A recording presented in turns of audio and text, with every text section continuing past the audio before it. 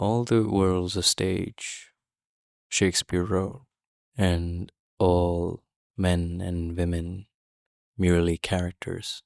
But what happens when the stage is digital and the performance never ends?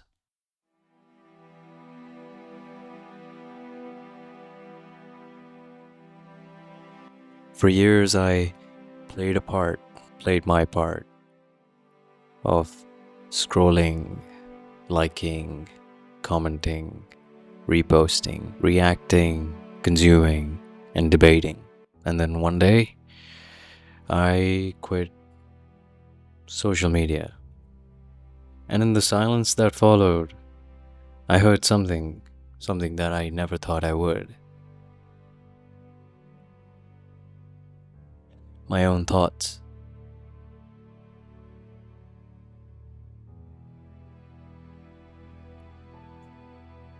One of the first things I did after quitting social media was cleaning my room.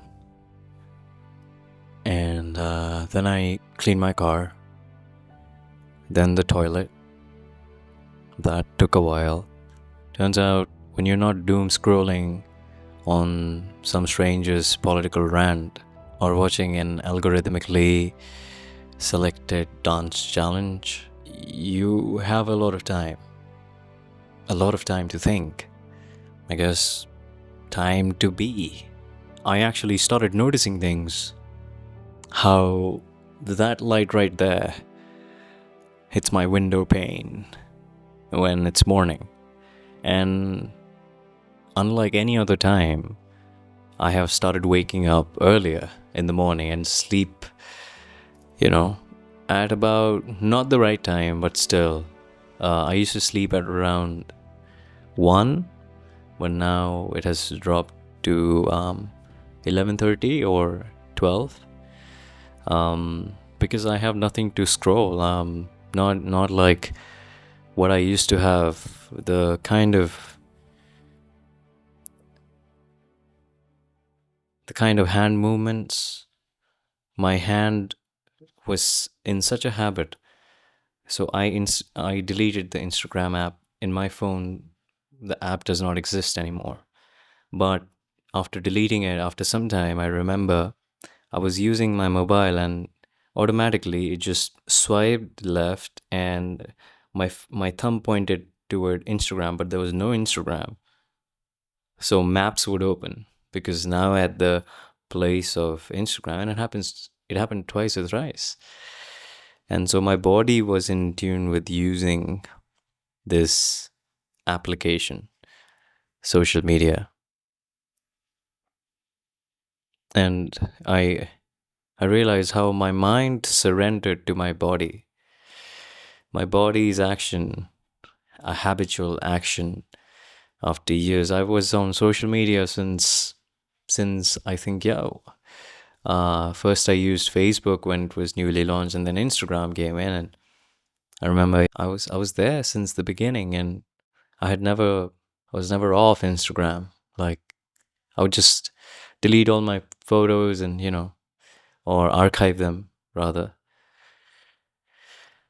and hide for some time when I needed time for myself. But I never quit it, and it feels better. I think my tone has changed, my words have changed, and it has been more of an aggressive reaction, rather, like right after I left it, because I have so much time for myself now that I've realized that I think there's a qualitative transformation that has come. And yeah, it's very fascinating actually. And now it feels like silence isn't empty, it's full of ideas. I wasn't doing things for posting it on social media now. I wasn't doing something in order to make my audience see what I'm doing.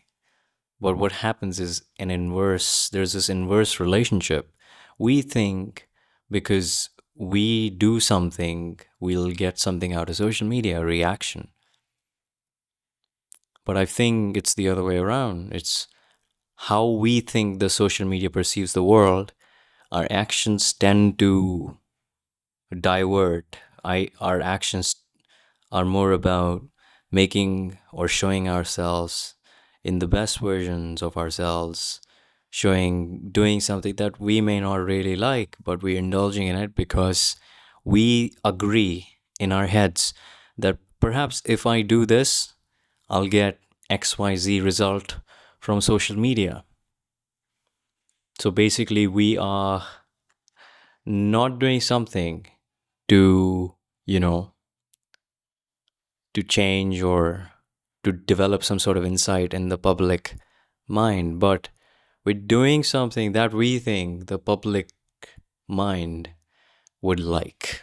And it's to leave the audience in a state of shock. That's why we do things that we do.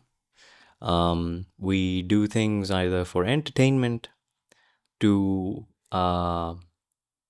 put people in sad bait. I think that's what it's called. You make your video so emotionally charged, you're crying in the video. That's a smart strategy, by the way. But in all this stepping away from social media, it wasn't about, say, regaining time. It was more about reclaiming my mind.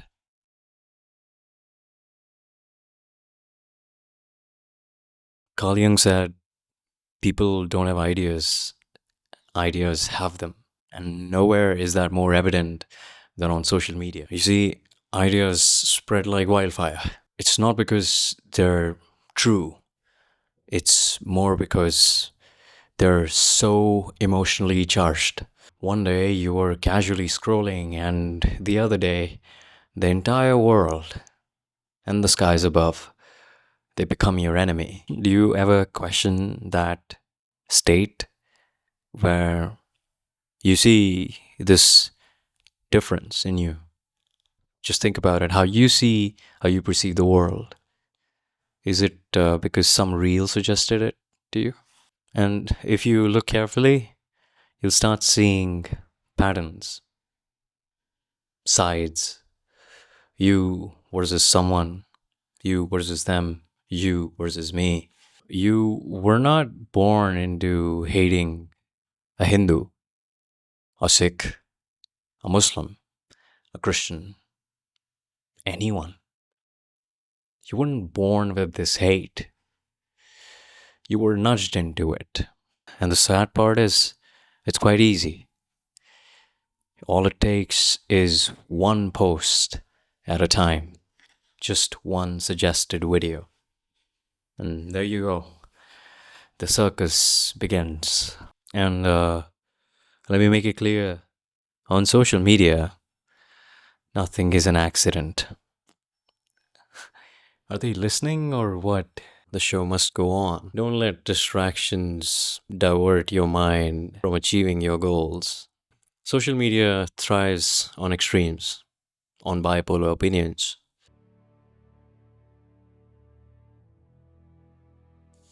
Moderate opinions don't go viral. Outrage does. The more you engage, the more you react. The more you're into the loop, an endless loop that leads you nowhere. But bereft of your own critical thinking, bereft of your own understanding of the world, because your point of view is established via seeing something on a screen.